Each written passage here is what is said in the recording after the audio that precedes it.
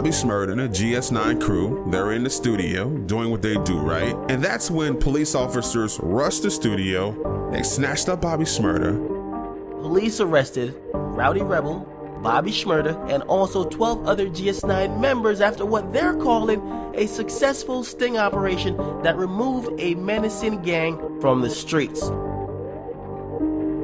Bobby Shmurda decided to cop a plea deal. He'll get 7 years in prison and 5 years probation.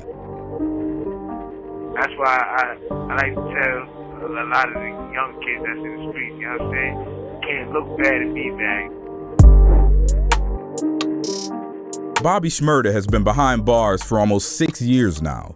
The now 26-year-old rapper from East Flatbush, Brooklyn was taken into custody all the way back in December 2014 and was held inside Rikers Island while awaiting his trial. It wasn't until September 2nd, 2016, when Bobby Shmurda eventually accepted a plea deal that gave him a 7-year sentence, with 2 years of credit given to Bobby for the time he already served.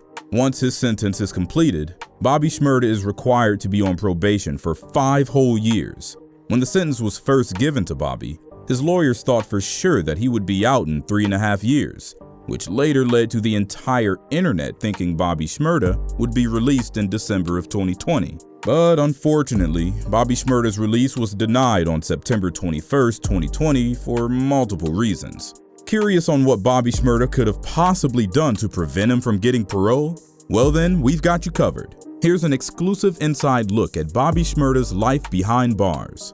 On December 17, 2014, Bobby Shmurda, along with 14 other GS9 members, were arrested outside of the Quad recording studios in Manhattan. For the past 2 years, Bobby Shmurda and the entire GS9 were under heavy investigation by the NYPD for various gang-related crimes that were committed throughout New York City. At the time of his arrest, Bobby Shmurda was at the peak of his career, with his music amassing millions of views online per month, as well as receiving cosigns from hip-hop icons such as Drake and Chris Brown. The charges against Bobby were conspiracy to commit murder, reckless endangerment, drug possession, and weapons possession, which are pretty serious. The 14 others arrested with him all had similar charges, with multiple having even worse charges against them. Bobby Shmurda was incarcerated for almost 2 years while awaiting trial, which eventually happened on September 2nd, 2016, which resulted in Bobby accepting a plea deal that granted him a 7-year prison sentence with 2 years time served. If you want a more in-depth look inside Bobby Shmurda's case, then make sure to check out the video we did on Bobby Shmurda's criminal history. The link will be in the description below. So, when Bobby Shmurda first got arrested, he was held at Rikers Island in New York. Rikers Island, for those who don't know, is one big jail compound on top of an island between the Bronx and Queens, New York. This jail is one of the most well-known jails in all of America, with some of its previous inmates being Tupac, who served a 4.5-year sentence, as well as Lil Wayne and DMX. During Bobby's stay in Rikers, he unfortunately got into quite a bit of trouble. On May 15, 2015, Bobby Shmurda got into an altercation with 5 other inmates, which resulted in multiple guards having to rush in and spray them with pepper spray just to break the group up. It's unknown exactly what caused this incident, but jail officials believe that it was some type of Crips versus Blood situation, which is possible since Bobby Shmurda is affiliated with the Crips. There didn't seem to be any direct punishment at the time for this altercation, but it definitely didn't help Bobby's case at all. A month later, Bobby Shmurda found himself in another sticky situation after his girlfriend Kimberly Russo attempted to give Bobby a knife on June 21st, 2015. According to multiple news outlets, jail guards spotted Bobby Shmurda's girlfriend putting a sharp object inside a white latex balloon wrapped in electrical tape from her shirt to give to Bobby during a visitation session. This situation added 3 more charges to Bobby Shmurda's case, with the charges being weapons possession, promoting prison contraband, and perjury. The perjury charge allegedly stems from Bobby lying about the incident to a grand jury.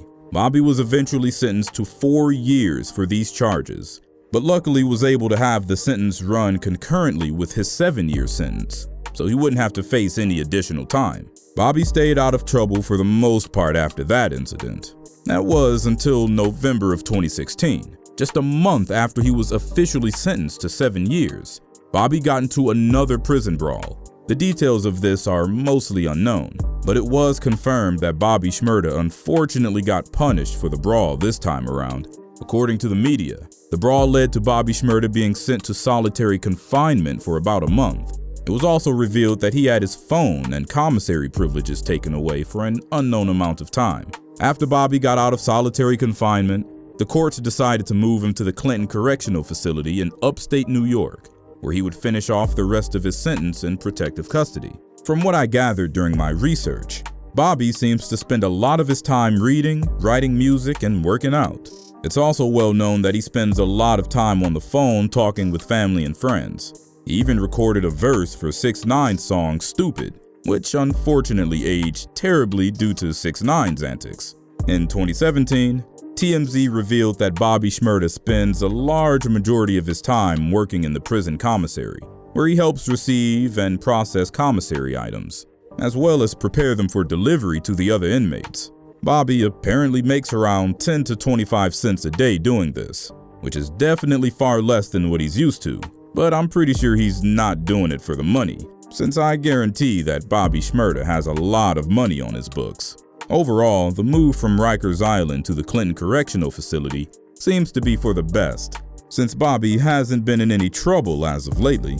Bobby Shmurda is set to be released on December 11th, 2021, despite the rumors that he's getting out this year. Just a few weeks ago, the internet went wild after false reports were made that claimed Bobby was going to be released soon due to his parole hearing on August 18th, 2020. This parole hearing ended up getting delayed for an unknown reason, but eventually happened on September 21st, 2020. During the hearing, Bobby Shmurda was denied parole, despite the fact that he's been staying out of trouble for several years now.